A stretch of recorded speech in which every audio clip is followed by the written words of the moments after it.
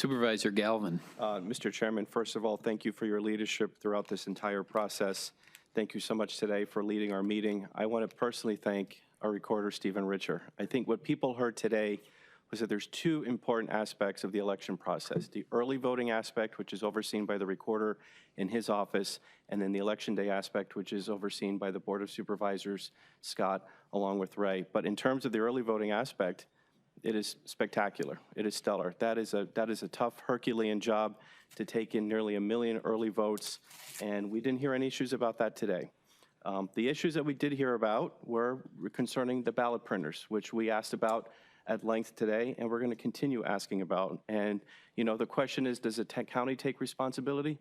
The county does take responsibility. When we do things that are well done, we take pride in that. And when things are less than optimal, we own that. And we're owning that today, and we're going to continue to explore that. I also want to thank the people that came out to speak. I was actually eagerly anticipating to hear what people had to say. This is the opportunity to give a redress of your grievances and to talk about the issues that you have. I always take notes when people speak. I write down their name, the issues that they have, the concerns that they raise. 35 people, by my count, expressed displeasure today with the county.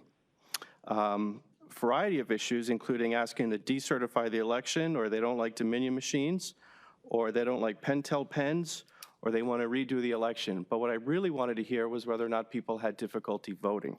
I did hear from 8 different people who said they were either poll workers or poll observers, so I do appreciate the insight that they give. I want us to explore and to look into that. But in terms of people voting, I heard from 2 people who had difficulty voting. It sounds like they were able to vote. I want to name one gentleman named Scott from Mesa, who told a story that his wife had to wait 2 hours, and then he had to come back later in the night, and then he had to wait another hour to vote. Obviously not an optimal experience, and that is something not up to our standard, but that is something we should acknowledge. But we should also, yes, thank you for staying. I appreciate it, and thank you for your story. But I also want to acknowledge over the last 2 years, Maricopa County has been embroiled in this thunderstorm of misinformation. That a lot of times when people push out misinformation in the social media age, there are no consequences for that misinformation. And we just have to remind all of ourselves, right? Look inwardly, that when you see stuff in social media, in your echo chamber where it's voices that you already trust, it's up to us, each of us, to verify that information. And if someone pushes out misinformation and they don't get called out for it, maybe you should be the one to call them out for it or ask them to follow up, because there's a lot of stuff that gets pushed out every single day, but there's no follow-up. But, you know, we went through a so-called audit, which is one of the reasons why I applied for this position, because I've only been here less than a year. And I think that audit, that so-called audit, did so much damage to this state, and it did so much damage to this county. I'm speaking here, sir. And so I want to make sure that when the county falls short, that we take responsibility for it, because I don't see the people who were pushing for the audit taking responsibility for that joke of a process.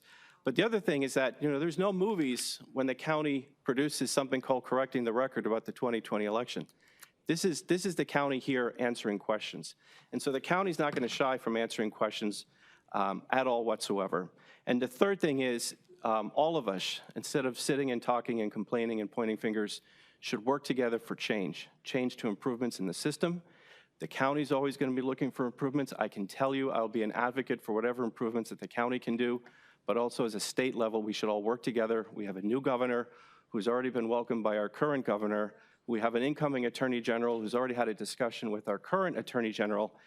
The state of Arizona has voted on a bipartisan basis and wants their elected officials to work together to get things done. And I intend to be a pivotal and hopefully central member of that process. I will do anything to help improve our election system here in Arizona. Mr. Chairman, thank you.